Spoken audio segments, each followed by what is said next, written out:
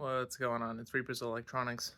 Today we have a couple consoles that we're taking care of. So we've already got a PS5 HDMI and cleaning that we did earlier this morning. We have two more PS5s with HDMIs that we need to do.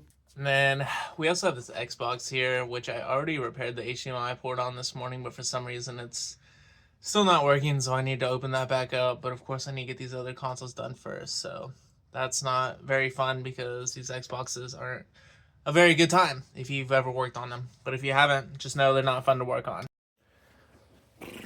Alright, over to the workspace here. We're going to go ahead and get this console opened. And this is the HDMI port console, so we're going to get that fixed up. There's a little bit of superficial dust in here. We're going to go ahead and clean that up.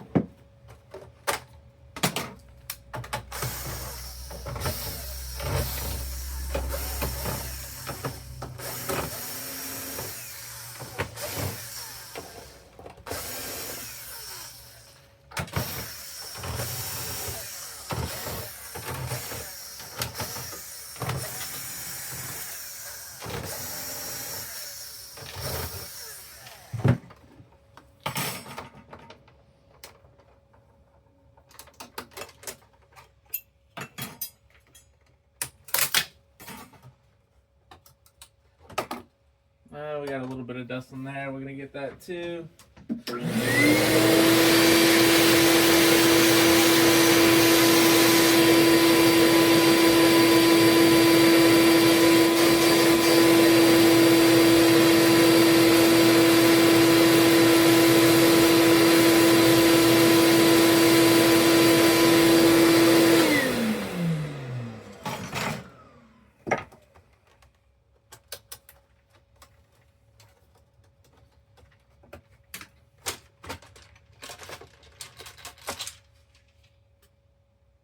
Sometimes all they need is a little bit of love, a little bit of shaking.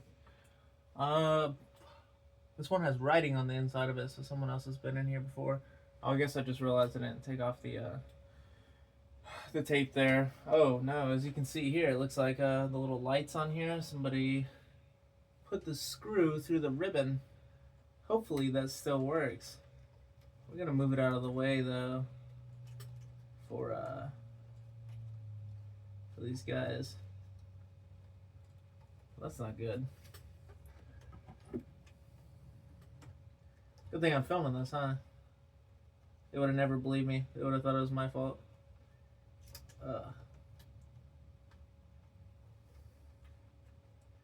I can't get that out of the way. Alright, we might just have to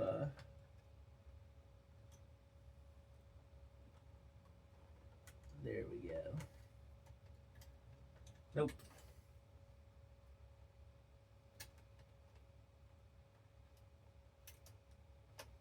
There we go. Now it's out of the way. Alright, so let's go. Get that out of the way. This drive. Take that off. Unlatch everything here. The little antennas and stuff. Give it one quick little vacuum.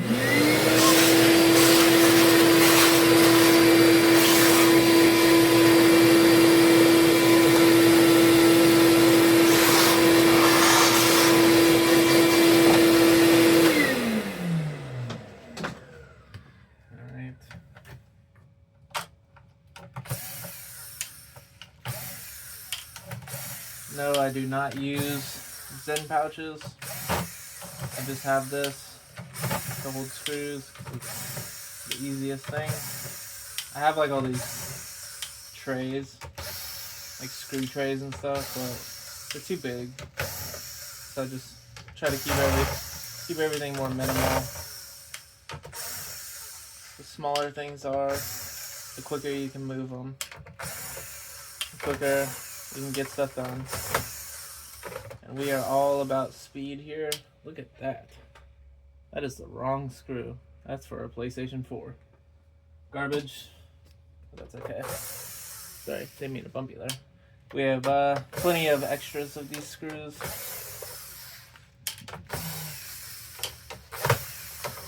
Not from anything bad. Whenever I put the consoles back together, I don't put the screw in the disk drive.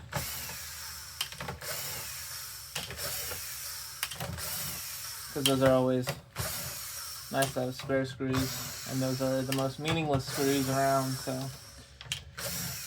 there's plenty of screws to go around here.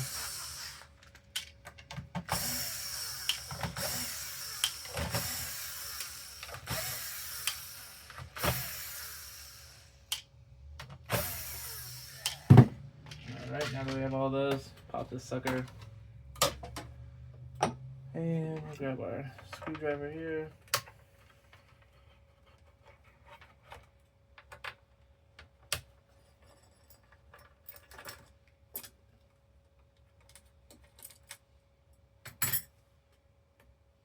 Uh-oh, looks like somebody spilled some of the liquid metal on this before, and they tried cleaning it off. That's not good. Not a good sign for a board whenever you open it up.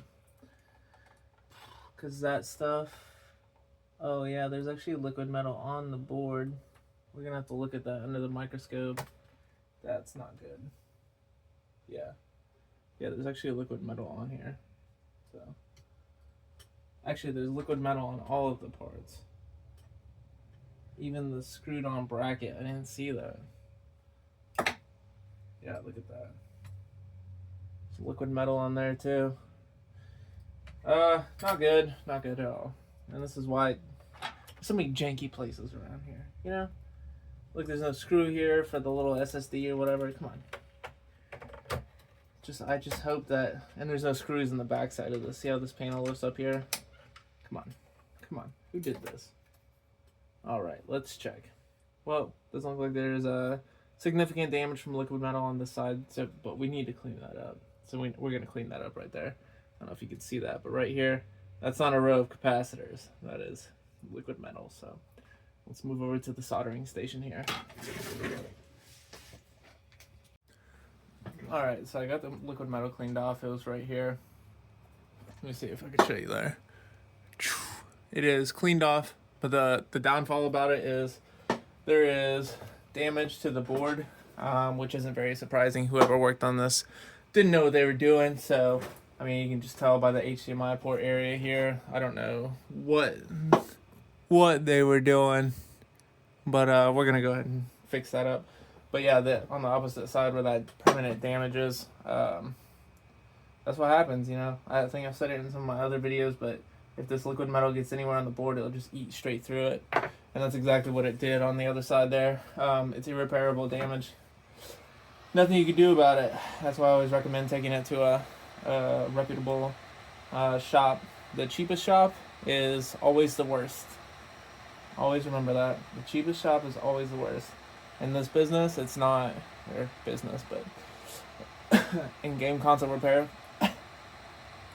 when it comes to repairing consoles, you always want to pay a decent price, but also the most expensive isn't always good either, because there's places, franchises, which I'm not going to name, that charge around like $250 to do something that I charge $135 for. So, and of course we do an excellent job here, versus the chain where they just hire somebody, and I've seen some of their repairs, and I've actually posted them on like my YouTube and stuff like that, and they're just really janky repairs. Some of them don't even fix it, you know. And the good thing about it though is a lot of those places actually recommend me after they mess it up, which is nice. But I wish the people would have came to me first instead of taking it to those shops and getting them messed up, because that's just more work for me. All right, looks like a little bit of a mess under here. Looks like there's no capacitor. Hopefully all those pads are there, because it looks like all the pads are gone. But we will see. We're gonna have to see. All right.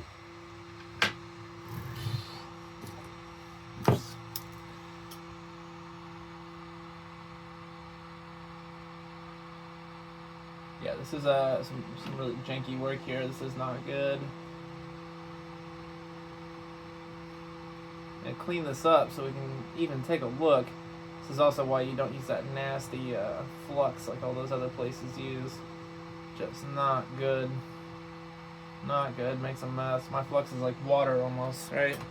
Creates like a. It's not like a sticky residue like these ones where it destroys the board.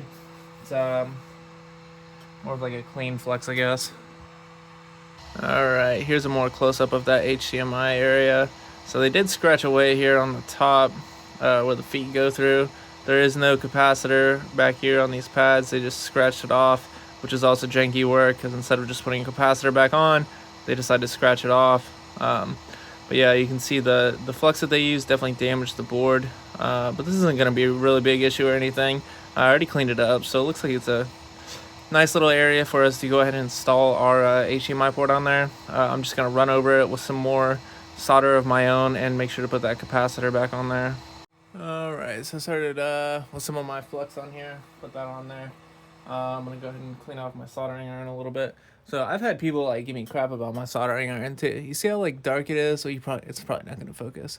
See how dark that tip is? And people will be like, oh, you need to clean your soldering iron. It's not good enough. Well, I got a little trick for you. I fix a ton of these consoles and I never have any issues with my soldering iron. I pretty much do it my own way every single time. I just clean the very, very tip off. If the neck, I guess you can say, of the soldering iron is a little dirtier, that's fine. It's not going to cause any damage at all. It's not going to make the repair harder for me. It's not going to do anything. Alright, that's just going to... Actually, it helps me too, you know, because you don't want the solder crawling up the neck of the soldering iron because that's when it creates all those issues. Alright, so we got our solder on there. I'm going to go ahead and take a capacitor from a spare board here. Let's see. This looks like a good one here. Now you're not going to be able to see that because it is very small. But I put a capacitor on there, and we're gonna prep our next HDMI port here. The ports that I buy, they are not solder prepped. I've also had people come on here and say, oh, you can't put solder on the pins, that's gonna create a cold solder joint. Not realizing that the reason why I put solder on the pins is so that there is no cold solder joint, correct? Because if you put solder on the pins, and then the solder is connecting to solder on the motherboard, well, it's like sticking glue to glue. It's gonna glue. So we're gonna go ahead and put some flux on there, clean off our soldering iron. This is when I clean it off all the way, so you see how dirty it is, maybe, unless if it's not focusing. You can see there, looks a lot more clean. So this is the only time that I clean it off a majority of the way, and that's because you really want a clean environment, and I use like the whole soldering iron when I put it on here, not just a little bit. And then once I'm done with that, just dab it up with some solder and then put that up. And the reason why I do that is it just helps me for the next console, helps me speed the process up. I'm all about doing things efficiently here. That's why I get things done so much faster than other places. So other places are talking about, you know, a week, 2 weeks. The soonest is like a day for these kind of repairs. And we do them in about 30 to 45 minutes. Even if they're like pretty jacked up repairs, kind of like this one.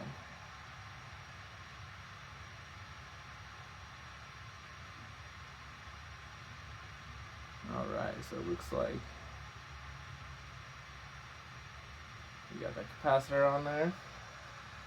Now that that's on there, we can go ahead and put our ports on here.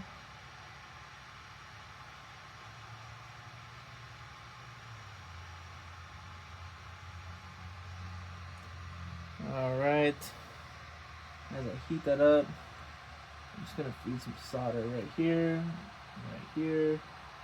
All this does is make it to where the solder that's already in the board will want to mix with the solder that I am placing in there, which helps reduce heat for putting the port on here. And reduced heat is always good when you're putting ports on and stuff like that, you always want to use lower heat if possible. If not possible, you are risking knocking other stuff off the board, doing more damage, etc. Yeah, I think this is a good port repair here. We got that capacitor latched on the back there. I'm gonna go ahead and clean this up just a little bit. Cleaning all of my flux off really isn't a big deal because it's, like I said, it's clean flux. It doesn't eat away at the board like other people's flux does.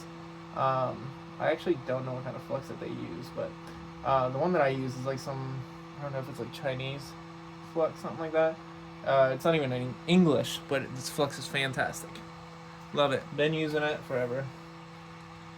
So we're gonna let that cool down, and I don't know if you can see it, I got my little fan here.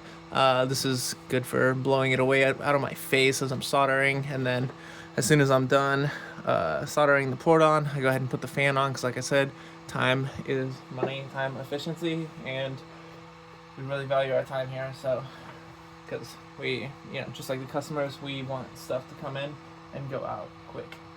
So I'm going to go ahead and check the pins on the back here. I'm going to make sure this capacitor is stuck on there. It is. I'm just going to tap each one of these pins and make sure they're all secured. They are. And so now we just need to let the board cool down. While the board cools down, I'm going to clean up this liquid metal a little bit here. I just need to put it on those dark spots. Try to dab it around, see if I can get it to stick to the dark spots. Because that's part of the overheating issue, which I do this to every single one of these consoles that comes in. I always try to fix that too. Sometimes it's more severe where it actually causes problems for the people, but on this occasion, this isn't causing too much issues yet. So I'm going to go ahead and put that on there and see if I can't get that mixed around, and then we'll get this sucker put back together. Alright, like I said, we cleaned up that liquid metal there.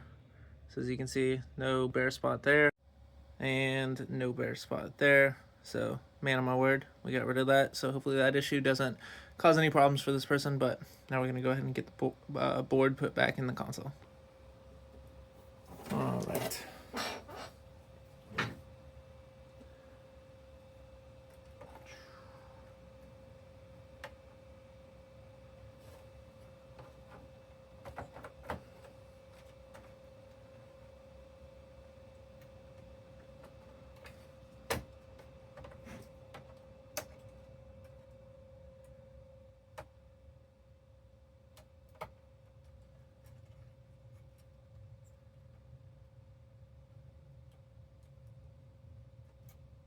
Alright, so hopefully the lights still work up here. Not too sure how that's going to be, because sometimes when you take it off of the area that damages it, it won't work anymore, and sometimes you have to like put it back where it is and actually screw it in the improper way, which sounds crazy, I know, but sometimes that's the only way to get the lights working again.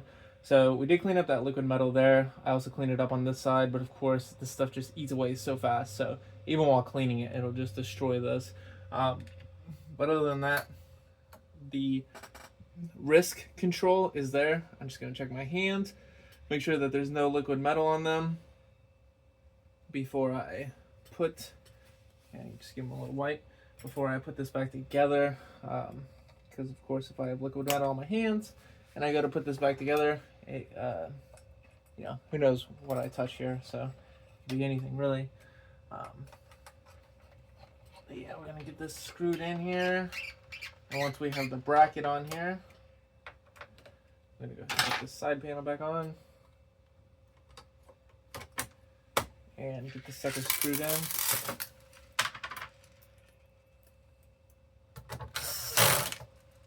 Oh, you know what I just realized too?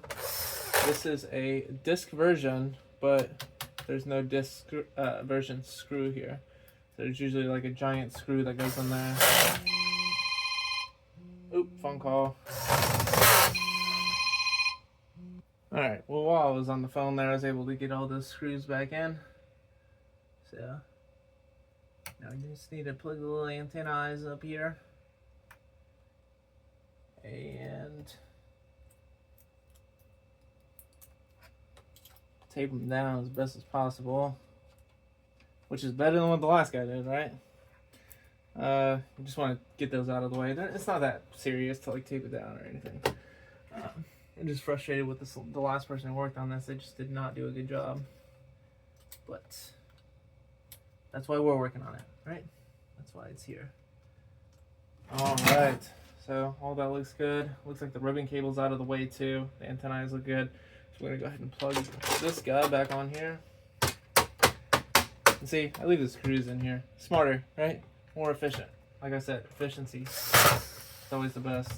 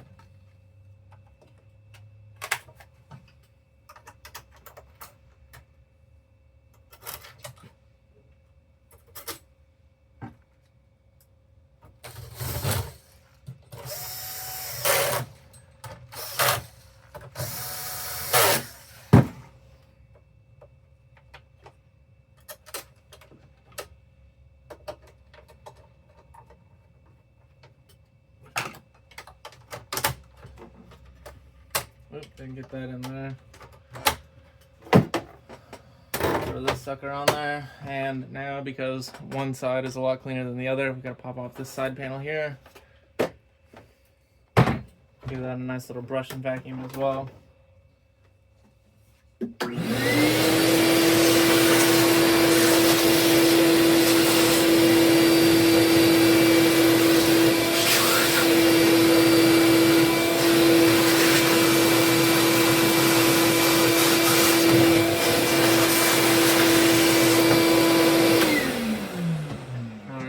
Way better. Yeah, like I was saying though, they didn't put in these screws here, so without those screws, the heat sink isn't really being held in there. Let me think, what else? Maybe the power supply too, I think. Heat sink and power supply. Okay. It like holds like this other aluminum panel that, okay, it just sucks stuff to the side, you know, so that everything's secure on both sides. The other side is secured, but this side is not secured because those two screws are not on there. But it's not too big of an issue. It's just one of those things where it's like picky if you work on it. So yeah, we went ahead and replaced that port. Oop, I didn't put the panel on right. There we go. We went ahead and replaced that port. Assessed the liquid metal being moved in there. We also put that back where it's supposed to be. So hopefully that prevents any future issues of them having issues with overheating. We're gonna go ahead and plug this up and test it out. Make sure everything works with it. All right, so it looks like it's working, which is fantastic. Also, you know, I was worried about the light strip. It is good, so we moved that out of the way, prevent any issues in the future. But other than that, HDMI port repair and moving that liquid back where it's supposed to be worked out, so it's good to go. On to the next PlayStation 5. Thanks for watching.